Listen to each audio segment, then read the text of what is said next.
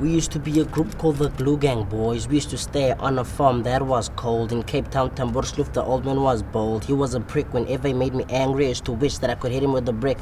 Fuck that shit, he helped me so quick since 1999. Now it's 2011. I will repay him until I go to heaven. Me and my sister, we lived there together.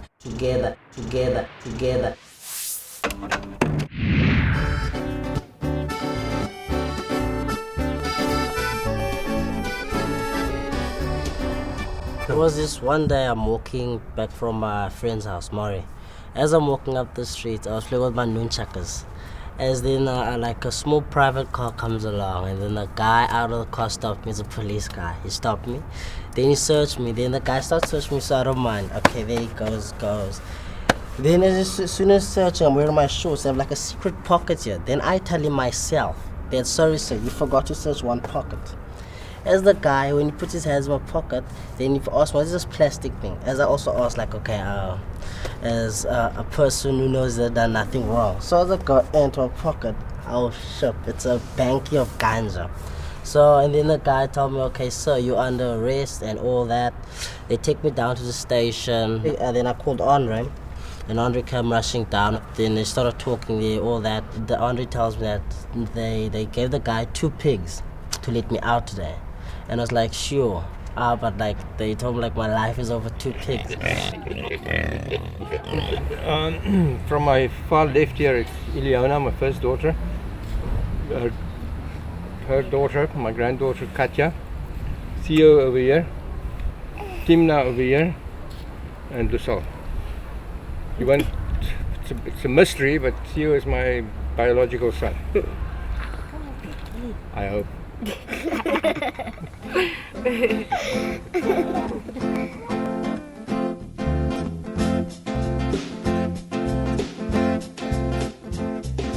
1937 gebore op 'n kater van Eystergebaar.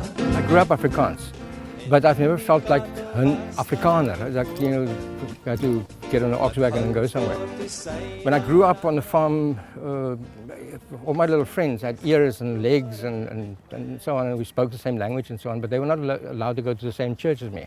And nobody sat me down and explained to me that this is from the Bible and Noah said we're going to do this and what. It didn't quite work for me. I felt guilty. I've always felt guilty about being white.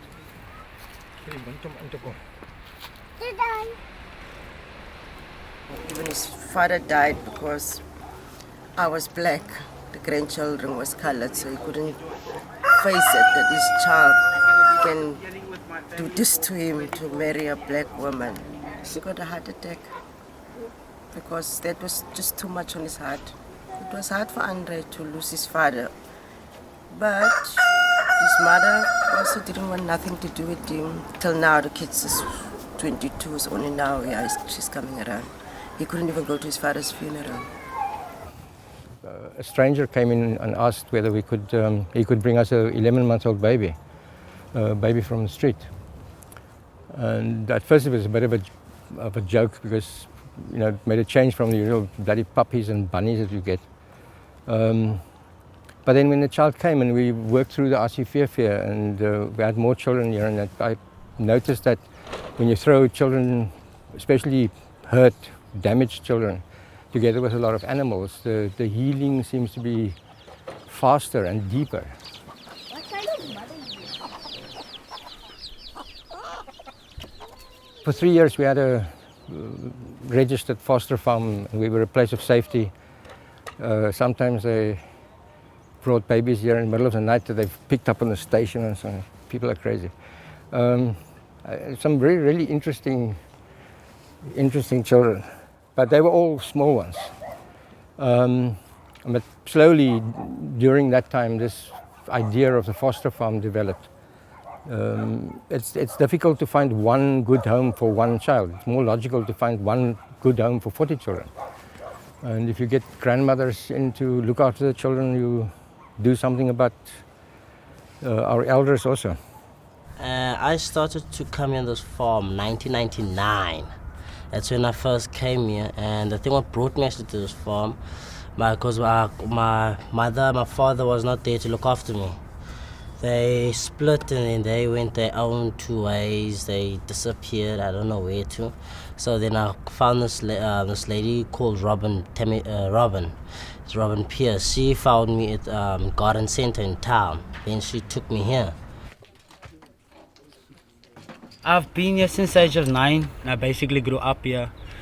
When I first came here, it was like, I don't know, heaven in a way, because there was like a lot of other kids and stuff like that, my age that I understood, you know. And then since then I like just started coming here and I liked it so much. And then I fell in love with a little pony called Moonlight, and he was a stallion, and basically me and him grew a very big relationship. So I started coming every day and all the time after school till like late in the evening. My mother used to like shout at me, why are you coming so late though and stuff. But I really enjoyed myself, you know.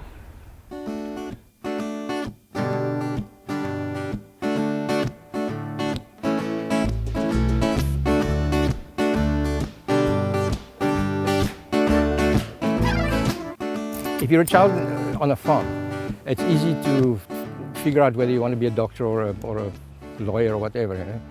But living in a city, you've got no contact with farm life. So no children in the city grow up and say, with this dream, I'm going to be a farmer one day.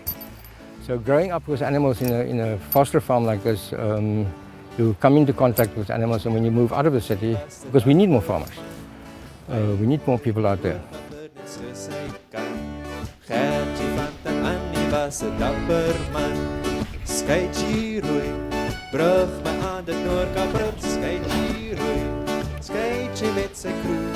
Skytjie roei, skytjie met sy noordkapper, skytjie met sy noordkapper, skytjie met sy kroeg. Dan gaat ons weilers weer roepen om de noordkapper. The angels do work overtime here, but we've been here for 16 years. We've had a lot of children here, and still children coming here daily. And we've never had a problem. The geese are gentle. I mean, any of the animals or birds or act aggressively goes into the oven straight away. So it's the law of the meek here, meek and the mild, not the law of the jungle anymore.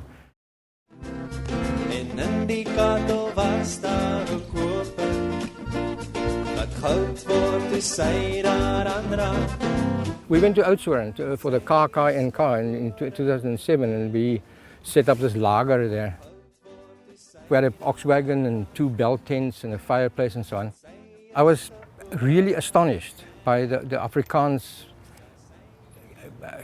lack of empathy, the lack of shame.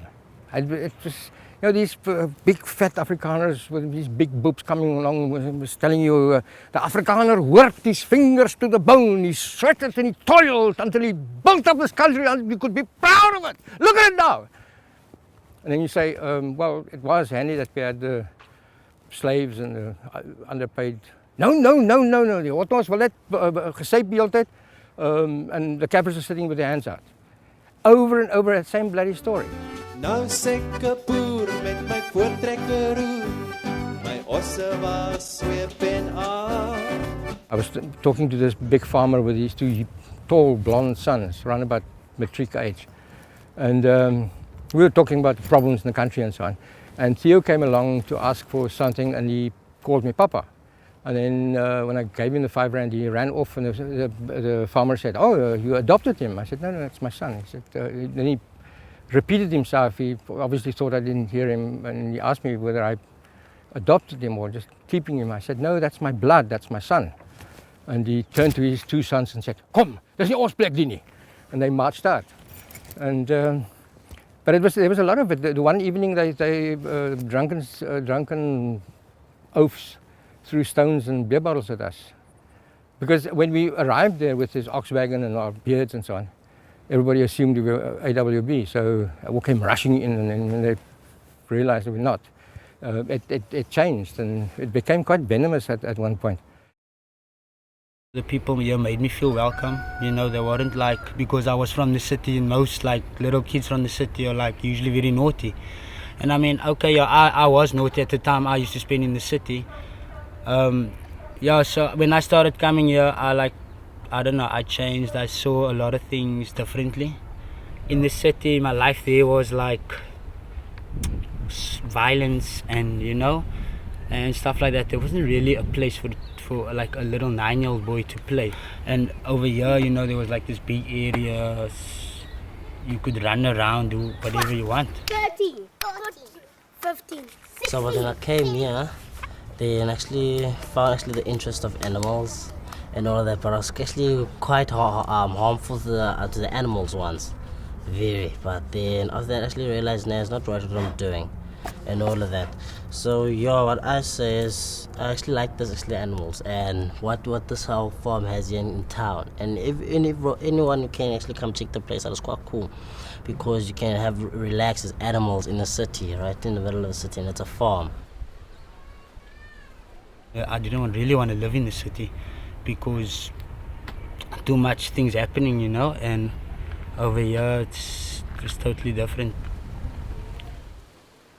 England's got a big problem with feral children. America has got a huge problem with foster children. In Buenos Aires, they shoot children, street children. So there's a big problem everywhere. And humanity is going backwards. It's actually deteriorating. We're not lifting up. We're not building up. It's the occasional one who rises to the top. We've got to do something about our children, and by that,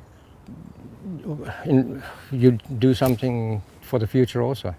My dad's brought us up with a lot of different kids. He's always taken in kids, and I think that's shaped me to have a whole bigger family, basically. I'm more open to everything. I don't think I'm closed-minded, and my father has also let us experience a lot being here. My dad is the most amazing person ever.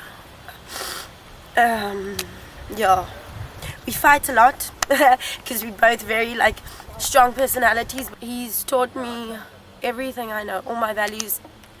It's difficult to explain something so phenomenal, basically. I see the foster farms as like primary schools, preschools and primary schools. As soon as a child reaches an age where you can go to high school, we should move away from the city. But we should do it in such a way, not the RVB way, get in a truck and bugger off type of thing. We should do it in such a way that the children are really looking forward to it. You know, it's a next step in their life.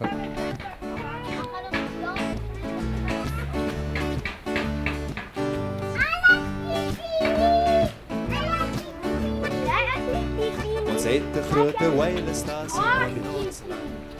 I always wanted to be a firefighter. Always wanted to be that. I don't know why. It was my dream. I just liked helping people. So yeah, but when life came up, then I actually noticed myself that I could rap. So yeah, it's now just to be a rapper. I know I just fall through this floor, under this floor. She told me to be more, but I brought out my taste so. She told me cut me more, but I brought out my taste so. She told me, this bitch is insane. She don't feel no pain. She called up on Miss Wayne. I'm dealing with Mr. Wayne. I think they'd really love to farm. For instance, if I take my son, let's go to town. After half an hour, he wants to come back home. So that for me is, it got actually more than other kids have. You know, got animals, he's always busy, got a big field to play in. But other kids in flats doesn't have. So while they're happy and I'm happy, I can see they're very, very happy. I would like to live in a society where we look after our children and our old people. I think one of the reasons, or the big reason why our society is so screwed up is that because our values are completely wrong. And our children are not growing up happily and balanced.